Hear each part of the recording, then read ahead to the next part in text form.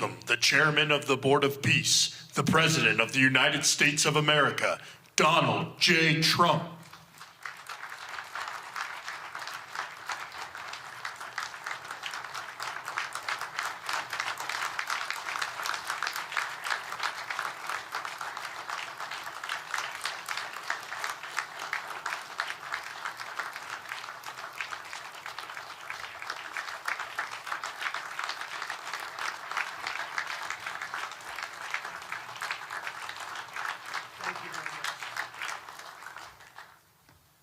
Well, this is a very exciting day, long in the making, and many countries have just received their notice, and everybody wants to be a part of it, and we'll work with many others, including the United Nations. But I want to thank you all for being here. Yesterday, we had an incredibly successful visit with many of the world's top business leaders, the best, the biggest, most successful, and foreign heads of state. And now we have one of the most important meetings of all, the official formation of what is known as the Board of Peace. I want to thank the Secretary of State, Marco Rubio, Special Envoy Steve Witkoff, and Jared Kushner, and their extraordinary work. I mean, they have done an amazing job. We have peace in the Middle East. Nobody thought that was possible. We've settled 8 wars, and I believe another one's coming pretty soon. You know what that is? The one that I thought was going to be an easy one has turned out to be probably the most difficult. Last month, 29,000 people died, mostly soldiers, in Ukraine, Russia. Think of that, 29,000, 27,000 in the month before, 26,000 in the month before that. It's terrible. But we have meetings and we think we're making a lot of progress.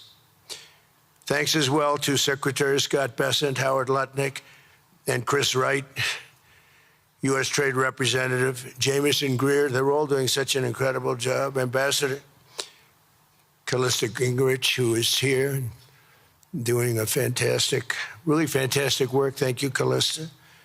And many other members of my administration who are so committed to peace, and they're also committed to great success.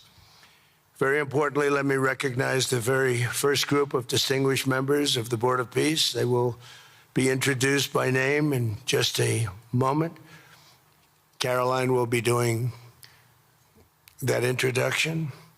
And to each and every one of you, we are truly honored by your presence today. Leaders of countries, in most cases, very popular leaders. In some cases, not so popular, but that's the way it goes in life. Thanks as well to President Karol Nawrocki of Poland, who's a fantastic man. He just won a very big election. I'm very proud of him.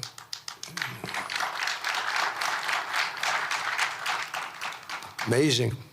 Along with former Prime Minister of the United Kingdom, Tony Blair. Thank you, Tony, for being here. We appreciate it. And members of the Board of Peace Executive Board, great group. This week marks the 1-year anniversary of my second inauguration as president. No administration in history has achieved such a sweeping turnaround in 12 months' time at home and abroad. We have a tremendous mandate. We won the popular vote by millions. We won every swing state to 7. They were saying, can he win all 7? Is it possible? Because it's not done. And we won all 7. We have a great mandate back at home. As I said yesterday, the U.S. economy is booming with virtually no inflation. It was 1.2% for the last 3 months. And we inherited the worst inflation in the history of our country. And we have economic growth now of 5.4%, it looks like. And I think that number can double and triple if we do the right things and if we change thinking so that if you announce good numbers, the markets go up, instead of if you announce good numbers, the market goes down because everybody tries to kill it by lowering or raising interest rates depending on the situation. When America booms, the entire world booms. And we have secured commitments for over $18 trillion in new investment coming into our country, which is a record. by many times over, not just by a little bit, by many times. There's no country ever in history that's gotten anywhere near that number. Slashed our trade deficit by 77%. This is in 1 year. Yesterday was 1 year. And signed historic trade deals with nations from all over the globe. Today, the world is richer, safer, and much more peaceful than it was just 1 year ago. We put out all those fires. A lot of people didn't know, including me, that some of those wars were going on. And some of them were going on for, in one case, 32 years, in another case, 35 years, and another one, 37 years. We were very happy to stop the war that had started with India and Pakistan, two nuclear nations. And I was very honored when the Prime Minister of Pakistan said President Trump saved 10 and maybe 20 million lives by getting that stopped just before bad things were going to happen.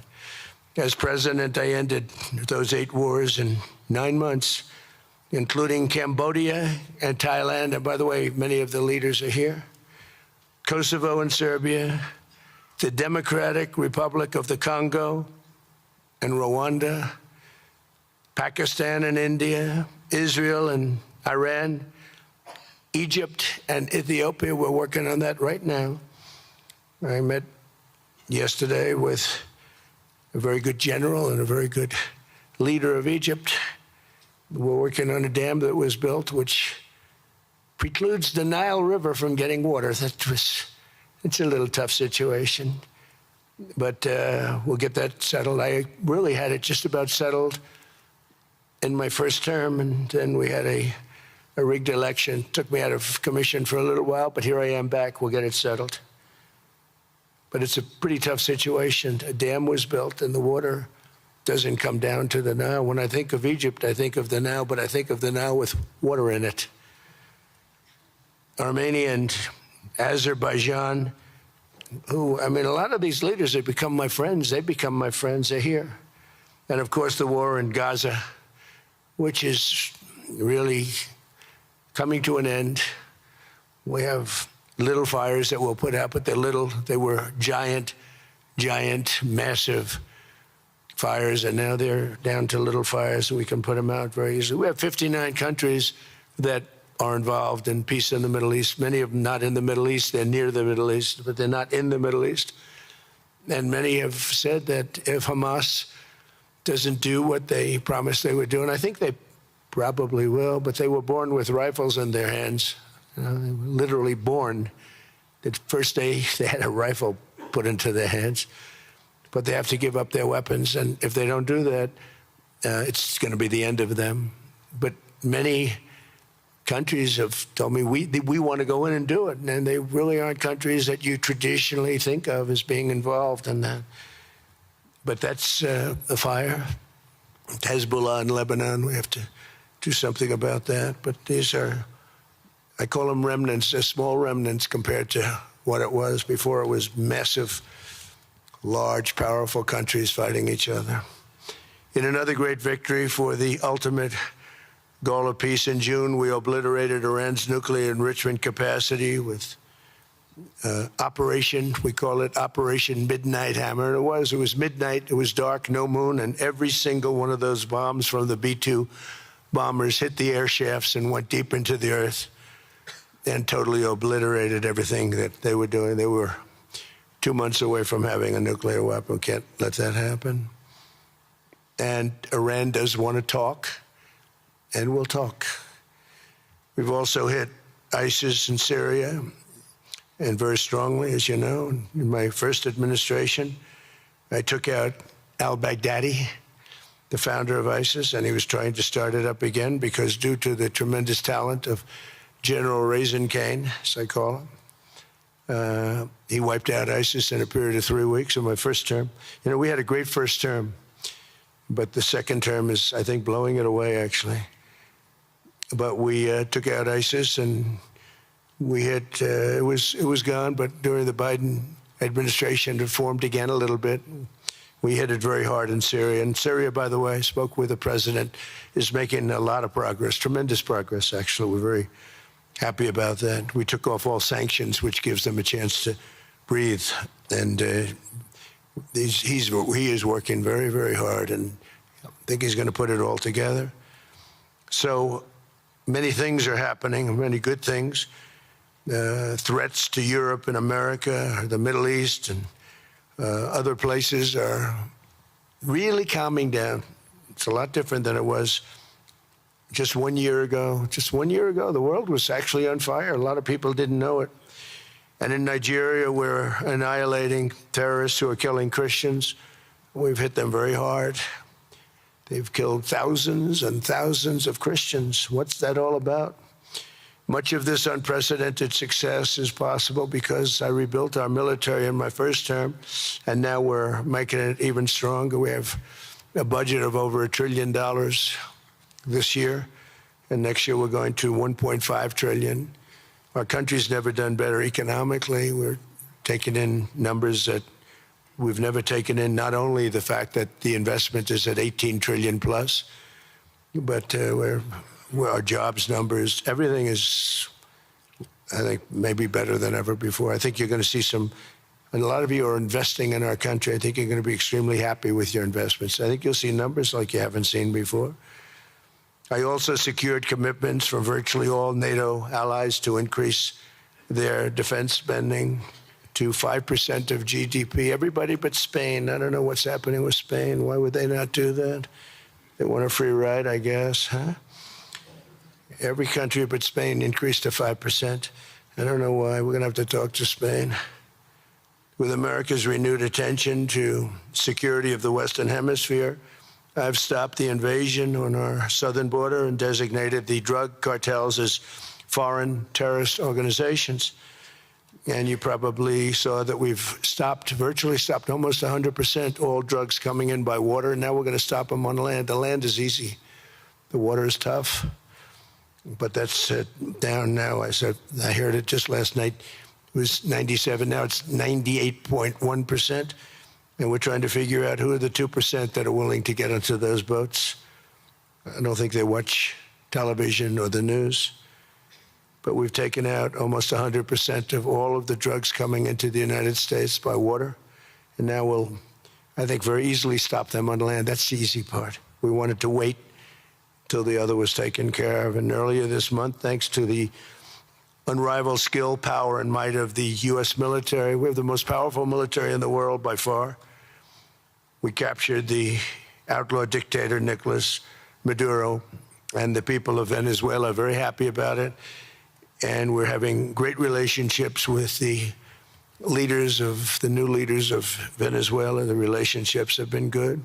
We're opening up the country to our giant oil companies, and it's going very well. We've already taken out, think of this, 50 million barrels of oil, and a lot of that's going to go back to Venezuela. They'll do more income with us in a short period of time than they did in years, because as much oil as they have, and they have a lot, just about the most. After us, there's a couple of countries that are in that category, but we have the most, actually, and they're second between Venezuela and us. We have 62% of the world's oil, but they have very little production, so they'll have a lot of production. All the oil companies, we had meetings, you probably saw, all the oil companies want to go in. They want to go in immediately. They're already touring the sites. But our military was amazing. That strike was amazing. We had a second wave coming. We didn't need it. They said, no second wave. We don't want a second wave. The first wave was enough.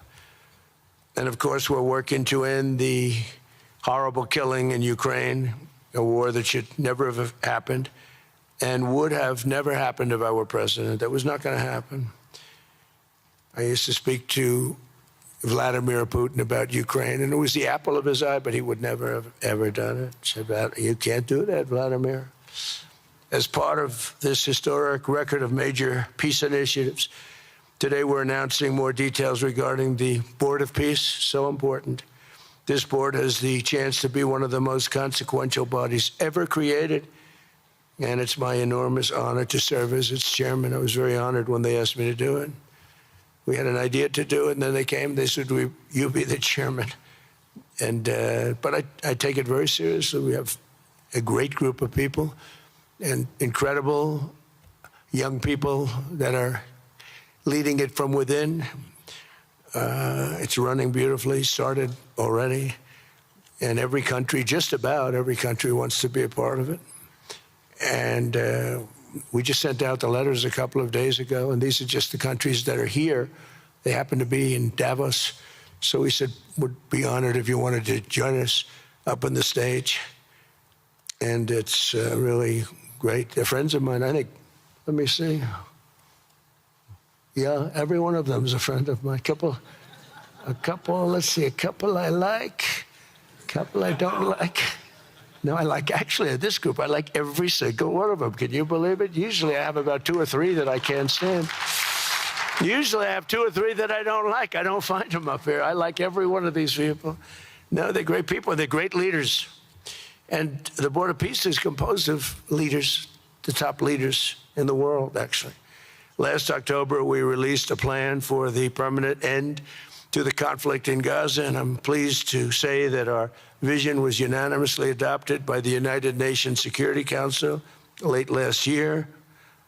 Under phase 1 of this plan, we have painstakingly maintained that Gaza, and we're going to have it very strongly, and it's what we have, maintained the Gaza ceasefire, delivered record levels of humanitarian aid. We've given aid. You know, you used to hear all the people were starving and it was terrible. Now we have, you don't hear that anymore. We've delivered record levels of humanitarian aid. I want to thank the United States, but I want to thank some of the countries that are sitting right up here, because they've sent great aid, aid also in the form of money, where we go out and purchase food, and you don't hear those stories anymore with people starving. And secured the release of all 20, we secured the release of all 20 living hostages. Now I want to thank Steve Witkoff and Jared and everybody for working so hard. They worked so hard, but there were 20 remaining living hostages. Now we got hundreds out, but the last 20, I said, boy, that's going to be a tough one. I said that a year before, and it was a tough one, but we got them. Got all 20, every one of them. And we had also about 28 that were dead, but the parents wanted them just as though they were living, just as much. Some cases it almost seemed more. It was amazing, actually, the love and them. But their boy had been killed in just about all cases, young men. Their boy had been killed, and they wanted the body of the boy, and it looked like it couldn't be done. And with the exception of one, and we're close on the track of that, we've got them all, every single one of them, which is amazing. It's a rough job. That was a rough job. And I've been very clear that Hamas must return that last remaining deceased hostage as well, and that will be the full commitment. And then we get on to other things, and we're committed to ensuring Gaza is demilitarized, properly governed, and beautifully rebuilt. It's going to be a great plan, and that's where the Board of Peace really started. And I think we can spread out to other things as we succeed with Gaza. We're going to be very successful in Gaza. It's going to be a great thing to watch, and we can do other things. We can do numerous other things. Once this board is completely formed, we can do pretty much whatever we want to do, and we'll do it in conjunction with the United Nations. You know, I've always said the United Nations has got tremendous potential, has not used it, but there's tremendous potential in the United Nations, and you have some great people at the United Nations, but so far it hasn't. You know, on the 8 wars that I ended, I never spoke to the United Nations about any of them, and you would think that I should have. You would think they could have done those 8 wars, but they couldn't have, and they tried, I guess, in some of them, but they didn't try hard enough. But there's tremendous potential with the United Nations, and I think the combination of the Board of Peace with the kind of people we have here, coupled with the United Nations, can be something very, very unique for the world. It's for the world. This isn't United States. This is for the world. As everyone can see today, the first steps toward a brighter day for the Middle East and a much safer future for the world are unfolding right before your very eyes. Together, we are are in a position to have an incredible chance. I don't even call it a chance. I think it's going to happen. To end decades of suffering, stop generations of hatred and bloodshed, and forge a beautiful, everlasting, and glorious peace for that region and for the whole region of the world, because I'm calling the world a region. The world is a region. We're going to have peace in the world. And boy, would that be a great legacy for all of us. Everybody in this room is a star, or you wouldn't be here. There's a reason that you're here, and you're all stars. You're the biggest people, the most important people in the world, most powerful people in the world. And when you use that genius that you have, that very unusual, very inspired genius, when you use that for peace, the opposite of peace has no chance. So I just want to say it's tremendous to be with you, and I think this is something that we're doing that's very important. This is the most important. I was so looking forward to being here, and yesterday was a tremendous success. A lot of good things happened, but this was something that I really wanted to be here and do, and I could think of no better place because so many people were together. And now to bring the Board of Peace into full force, I ask Sheikh Issa of Bahrain and Foreign Minister Bourita of Morocco to join me in signing and ratifying the Board of Peace Charter. Thank you very much, everybody. Appreciate it. Thank you. Thank you.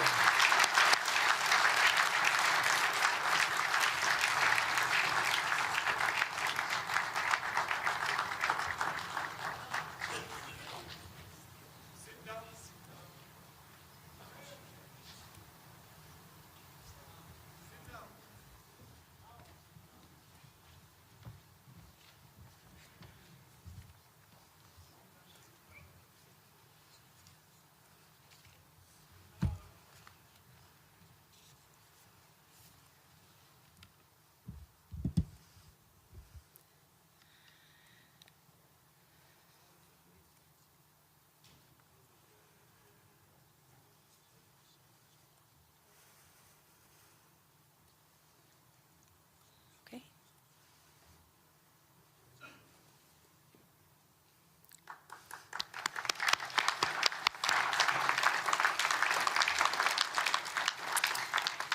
Congratulations, President Trump. The charter is now in full force, and the Board of Peace is now an official international organization.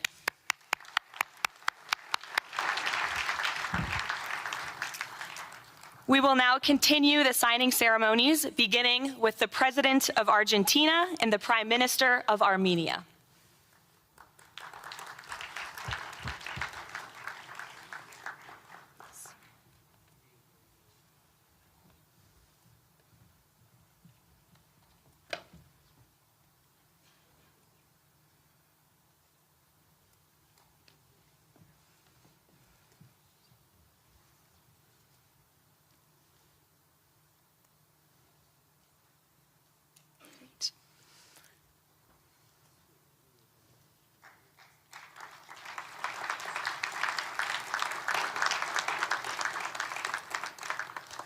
Next up, the President of the Republic of Azerbaijan and the Prime Minister of the Republic of Bulgaria.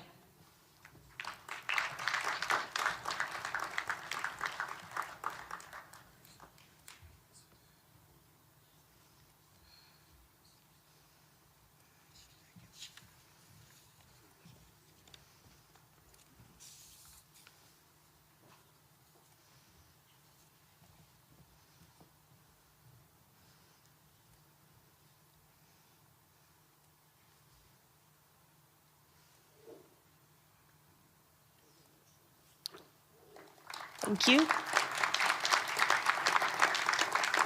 Next, the Prime Minister of Hungary and the President of the Republic of Indonesia.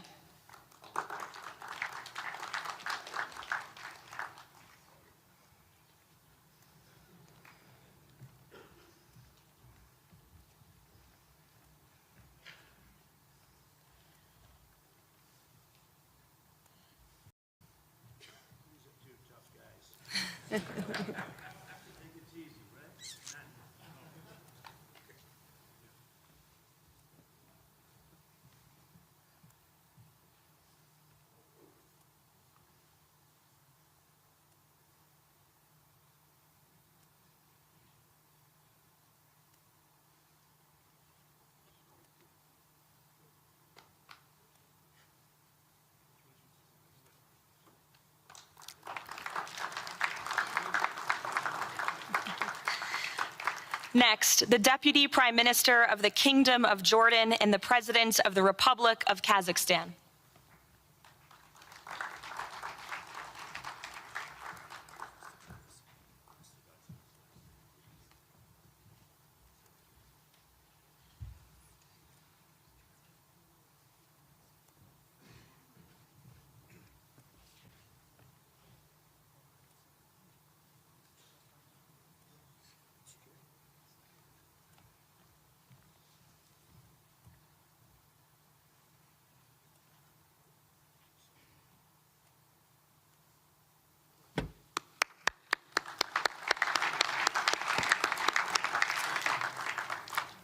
Next, the President of the Republic of Kosovo and the Prime Minister of the Islamic Republic of Pakistan.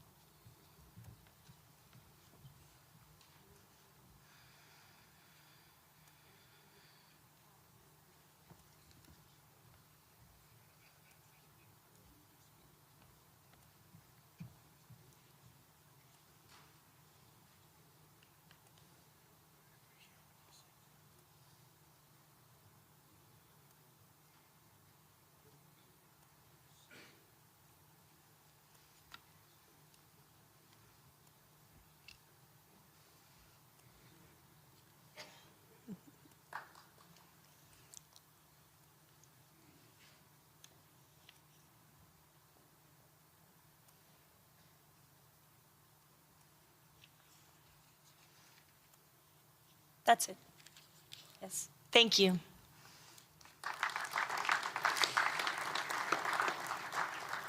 Next, the President of the Republic of Paraguay and the Prime Minister of the State of Qatar.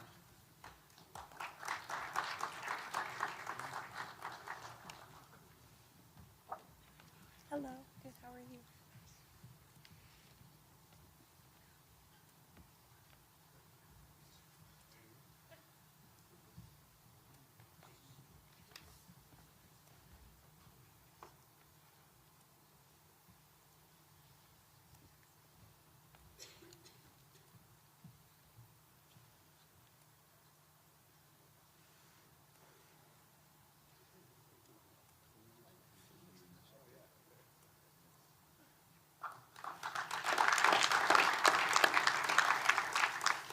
Next, the Minister of Foreign Affairs of the Kingdom of Saudi Arabia and the Minister of Foreign Affairs of the Republic of Turkey.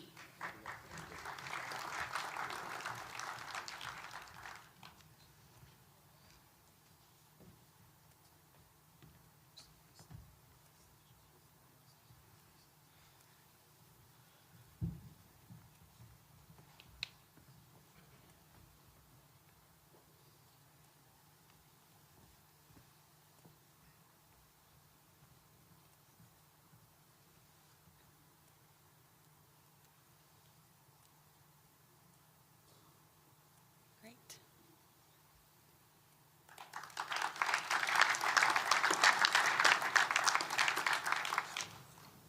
Next, the Chairman of the Executive Authority Affairs of the UAE and the President of the Republic of Uzbekistan.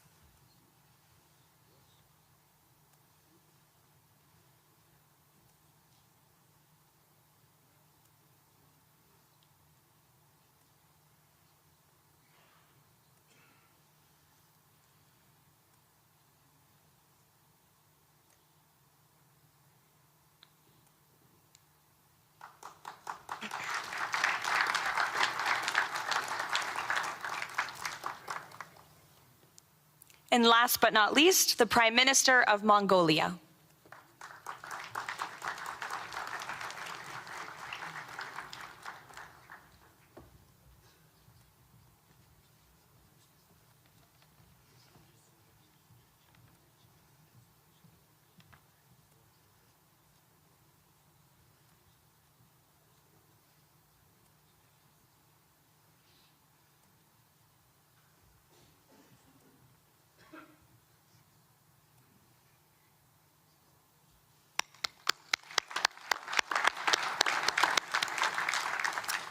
Congratulations, everyone. This concludes the signing ceremony.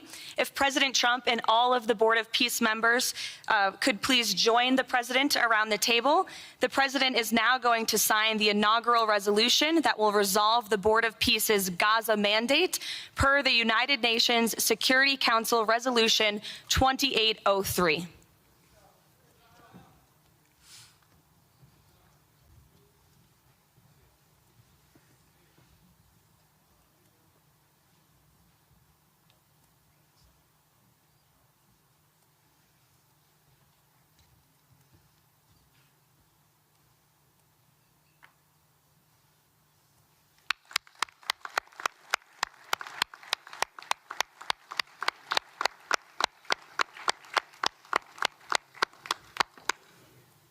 Congratulations. If President Trump and all Board of Peace members could please take their seats in the front.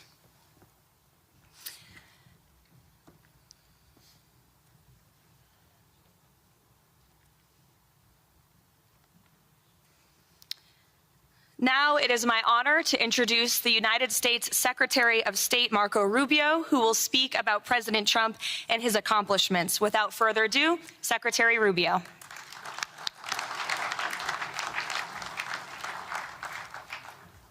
Thank you very much. It's an honor to be here today. It's an honor to serve as the Secretary of State during a historic presidency.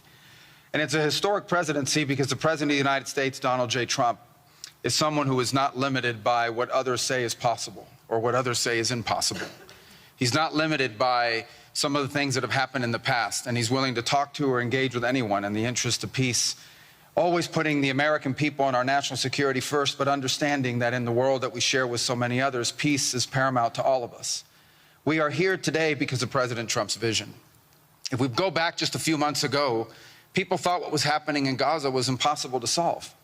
28 hostages that were dead, others that were still living, all these hostages that were being held. No one thought that that would ever come to a resolution without more fighting and more bloodshed along the way. In fact, frankly, many thought it was intractable. And sadly, many of the institutions that have served us well, in many cases, for the last 70 years, were unable to do anything about it. But President Trump had the vision and the courage to dream the impossible, to believe that it was doable, and to pursue it with all of his heart.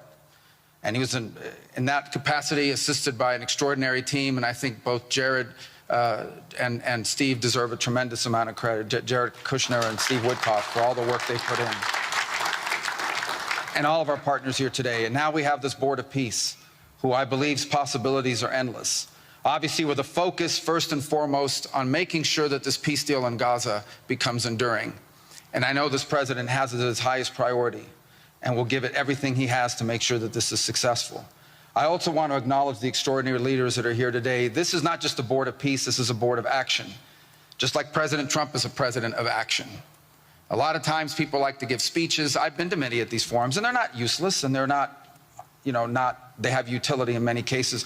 But oftentimes in international affairs, we often find ourselves at events where people are reading these scripted statements, these strongly worded letters that they put out, but no action, nothing happens. This is a group of leaders that are about action. And the President of the United States is a president of action, of getting things done. And today is the beginning of that, of a new era and a new stage that we think is so important as a model to the rest of the world of what is possible. And clearly the focus is right now on Gaza and making sure that the plan that's about to be presented to you here today, this vision for the future of Gaza, this vision for the future of the region, is not just possible and promising. It is our destiny if we put the time and the effort that it requires, as I know this board will do. But I also think it will serve as an example of what's possible in other parts of the world. Without losing focus on what's before us now, this is what's possible for other places and other conflicts that seem impossible to solve right now. So I want to, on behalf of the United States, on behalf of the team that worked so hard on this, thank every single one of the leaders that are here today and all of the countries that have committed to joining, and many others who are going to join. You know, others either are not in town today or they have to go through some procedure internally in their own country because of constitutional limitations, but others will join. Many want to be a part of this effort because it is going to be a successful effort.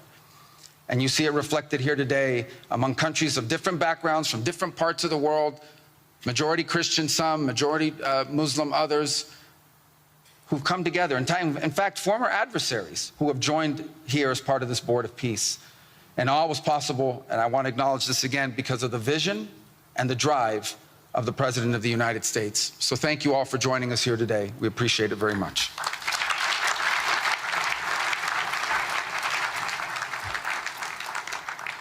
Thank you, Secretary Rubio. Please, if you could now turn your attention to the screens for a video message from the head of the National Committee for the Administration of Gaza, Dr. Ali Shaith. Distinguished leaders, colleagues, and friends, it is an honor to be here today. I want to start by thanking President Donald J. Trump and his administration for their intensive efforts to advance peace in the whole region. I also thank Egyptian President Abdel Fattah al-Sisi, Qatar, and Turkey as mediators, the Palestinian Authority, and members of the United Nations Security Council for welcoming the comprehensive peace plan. These efforts created the opportunity for a new future in Gaza Strip. But what will really matter is what comes next. This transition will succeed only if it delivers real, tangible improvements in daily life for Gazans. As Chief Commissioner of the National Committee for the Administration of Gaza, it's my responsibility to turn this moment into action, to restore order, to rebuild institutions, and to create a future for the people of Gaza defined by opportunity and dignity, under the principle of one authority, one law, and one weapon. As a first step, I am pleased to announce the Rafah crossing will open next week in both directions. For Palestinians in Gaza, Rafah is more than a gate. It is a lifeline and symbol of opportunity. Opening Rafah signals that Gaza is no longer closed to the future and to the war. I want to be clear, there is much more work ahead, and none of it is easy. The road forward will involve difficult decisions and setbacks, but this is a real step, and it marks a new direction. Now, I would like to address the people of Gaza. من أرض الكنانة أتوجه الآن بكلمتي إلى أبناء شعبنا الصامد الصابر في قطاع غزة. لقد صمدتم وحافظتم على أسركم وأرضكم خلال سنوات عصيبة هجاف، صبرت أعماقكم وكل الحدود. إن صمودكم الأسطوري لهو أعظم ما قدمت. Your legendary steadfastness is the foundation upon which we will build our future together. This moment is not for looking back, but for moving forward toward a prosperous and bright future. A future where our children grow up without fear or anxiety, where work is rewarded, schools are opened, and daily life regains its stability and security. The coming stage requires the concerted efforts of everyone, but you will not face it alone. Your voices have weight, your actions have impact, and your commitment to peace and the rebuilding of your communities will define the futures of the new Gaza Strip. Step by step, with discipline and determination, we will build a capable Gaza, capable of self-reliance, and we will build it into a center for freedom, opportunity, and peace. اليوم أسأل الأسرة الدولية ليس فقط أن تدعم هذه أسأل By our actions, hold us to clear standards and stand with the people of Gaza as we take this responsibility for our future. Thank you, ladies and gentlemen.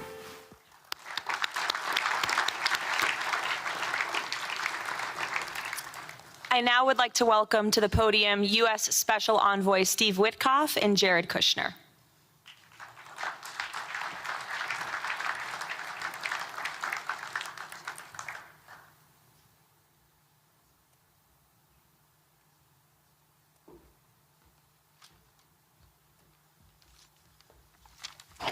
Thank you, everyone, and welcome here. This is really my honor to be up here speaking. I remember when the president asked Jared, and of course our great Secretary of State, to work on something that the world thought was impossible and unattainable. But the president, on this peace deal for Gaza, as on all other deals we work on his behalf, said we had to try. And of course, we were inspired by that. We have achieved a peace deal in Gaza. We have brought the hostages home, all of the bodies except for one, and we will bring that body home too. And maybe most importantly, we have created a sense of hope for what the future can bring in Gaza and all other places where the Board of Peace will operate. And I am so honored, Mr. President, to have worked on this on your behalf. I'd like to thank some people here who are here with us tonight who have done so much, done indispensable work to bring this deal together. Sheikh Mohammed, my good friend from Qatar, and Ali Al-Tawadi, Hakan, Fidan, and Ibrahim, General Hassan, and Foreign Minister Badr Abdulati, and of course, President Sisi, and Prime Minister Netanyahu, former Special Envoy Ron Dermer, and Michael Eisenberg for all that they did. I would also like to thank our core working group and members of the Board of Peace who have been working nonstop on behalf of this incredible, noble effort, around the clock for months on end, sacrificing time with their families and their own personal lives because they believe in the mission and the vision that the President has set out for us. I'd also like to thank, those people include Tony Blair, Yakir Gabay, Josh Grunbaum, Aryeh Lightstone, Laron Tonkman, Admiral Cooper, General Frank, and I probably have forgotten some along the way. And then perhaps most importantly, I want to thank our administration. We have an incredible team. It's amazing to work for this administration. I think you see the results that we get on behalf of the President because he inspires us so much. So I'd like to thank the Vice President of the United States, J.D. Vance, for all of his help and guidance, our Treasury Secretary, of course, the Secretary of State, who we work hand in glove with, and a special thanks to our Chief of Staff, Susie Wiles, who is always available to us for consultation, for steering, and for all else that she does. Thank you.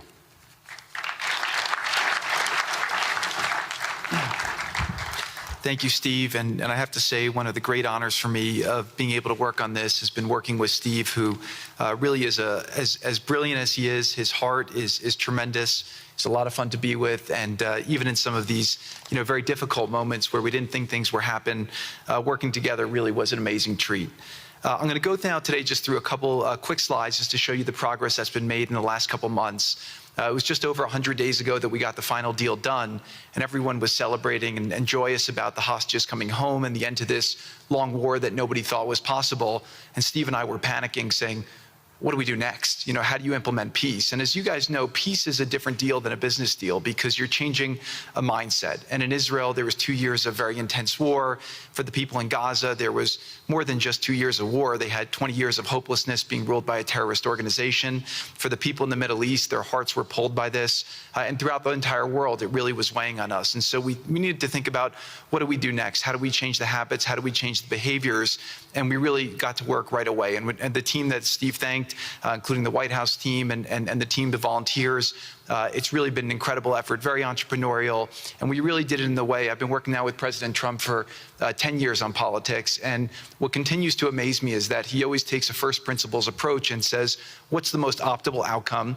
Aim for that. Whereas politicians are always focused on the downside or what could go wrong or how to make it a little bit better. He always says, aim for the best possible and do your best to get there. And if everyone thinks it's impossible, that's even more reason why you should aim for it. And so really thank you for the leadership and the inspiration for doing this. And I think you'll see today we've achieved more than thought was possible. And our ambition is still to go for something, I think, better than most people think is possible as well.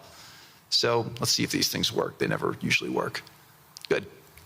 So quickly, I'll go through this 2-year war, 90,000 tons of munitions. There's over 60 million tons of rubble there, and tens of thousands of fatalities. Through the ceasefire, we were able to get to through the 20-point plan, ceasefire, release of hostages. Getting the UN resolution passed was a huge, huge effort, really thanks to Mike Waltz and the whole team there. They did an incredible job. And we've then, with the help of the UN, we've worked very, very well with them. This is why you need a new organization like the Board of Peace to work with the UN. I want to thank Tom Fletcher, did an incredible job of really getting it going. We've done historic humanitarian aid. Going forward, number one thing is going to be security. Obviously, we've been working very closely with the Israelis to figure out a way through de-escalation. And the next phase is working with Hamas on demilitarization, which I'll talk about in a second. But without security, nobody's going to make investments. Nobody's going to come, build there. We need investments in order to start giving jobs. We want to take these people. 85% of the aid of Gaza, 85% of the GDP of Gaza has been aid for a long time. That's not sustainable. It doesn't give these people dignity. It doesn't give them hope. And so we want to use free market economy principles. A lot of what President Trump spoke about that he's doing in America, we want to bring the same mindset, the same approach to a place like Gaza to give these people the ability to thrive and have a good life. Let's see. So on the aid, I mentioned the UN. So now people are talking about famine. 100% of the food needs are met, and that's been overabundance. The cost of goods have gone down tremendously. Over 55,000 trucks have gone in, and over 1.4 million pallets. And it's been the largest humanitarian effort done into a war zone that anyone's been able to tell us about. This really has been a great joint effort that everyone's been able to do, and so it's a great thing. We all just heard from Ali. We have been so impressed. Steve and I were speaking to him and the entire committee. Such bravery of these people to step up. And we've worked with the Palestinian Authority, who's been helping us as well. But this committee is the first time it's a technocratic, apolitical committee. I really want to thank the Arab partners for helping us select the right people to do this. And we just need to believe in them and support them. I put this up here. It's probably a little too small for me to read, but this is really important if you saw the mission statement. So Hamas's mission statement was, we need to destroy the state of Israel. That has not worked well for the people, as we've seen. Their mission statement is, we are committed to establishing security, restoring the essential services that form the bedrock of human dignity, such electricity, water, healthcare, and education, as well as cultivating a society rooted in peace, democracy, and justice, operating with the highest standards of integrity, transparency. So these are the basic things. Their goal is to have peace and to help their people, which is an obvious mission statement for a government, but actually fairly novel for Gaza.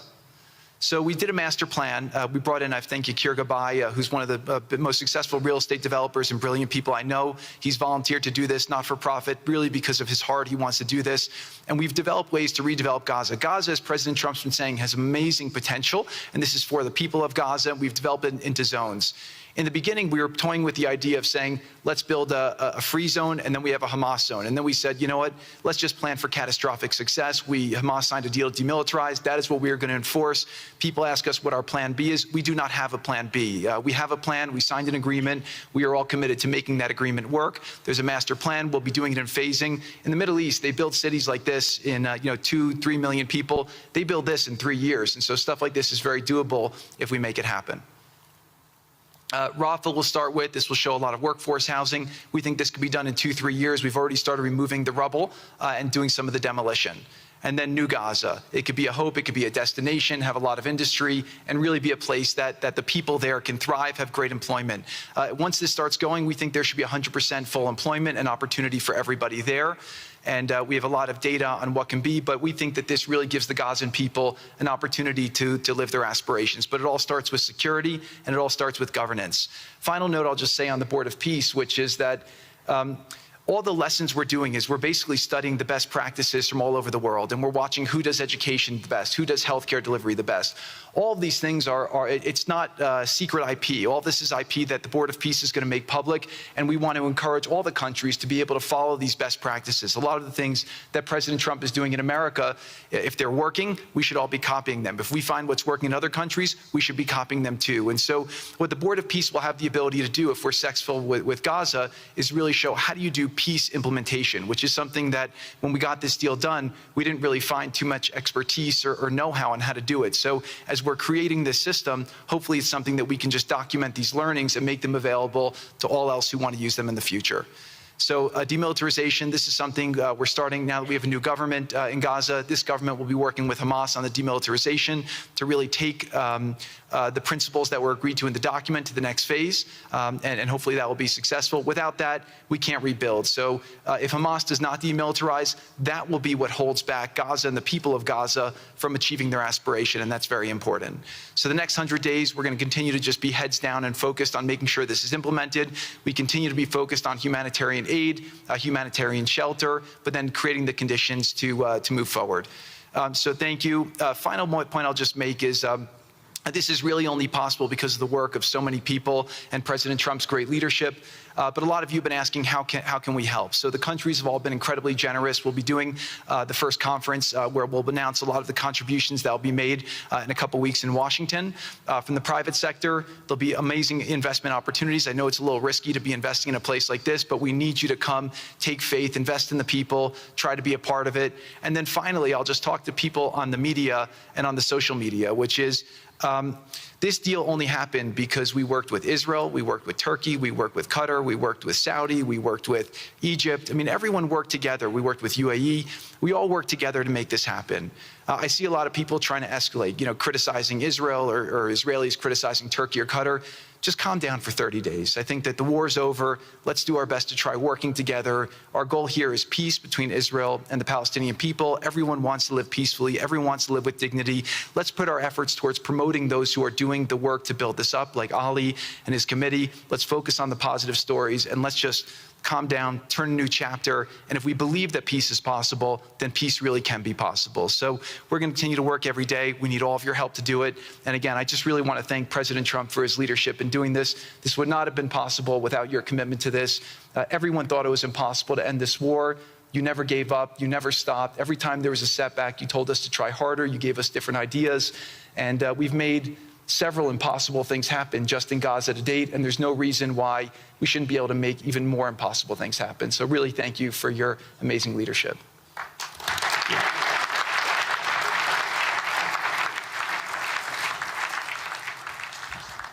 Thank you, Jared and Steve. Now I would like to introduce and welcome to the podium the High Representative for Gaza, Nikolay Mladenov.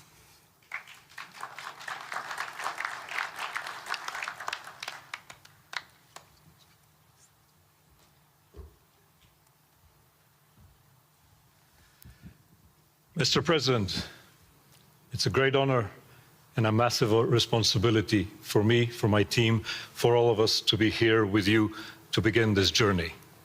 Who would have thought 2 years ago that we will be sitting here with this group of countries, with this leadership, giving the people of Gaza a new chance?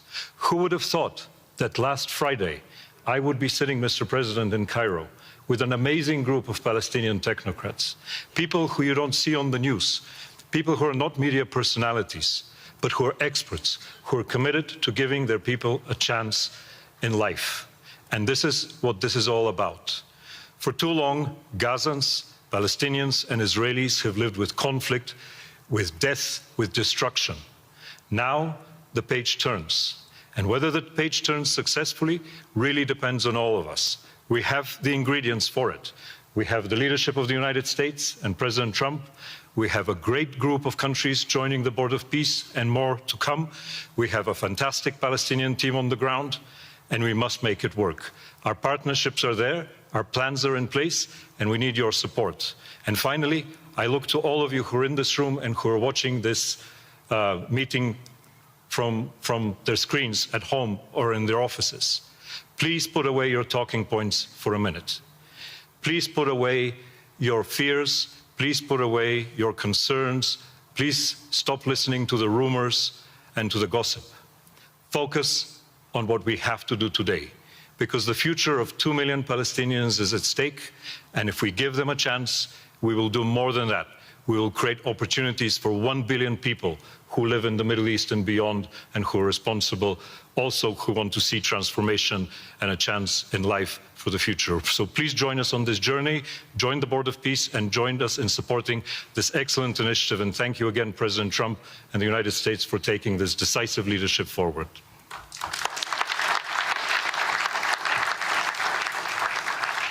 Thank you.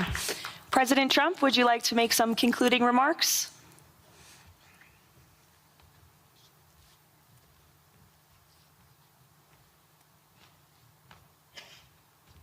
Great job.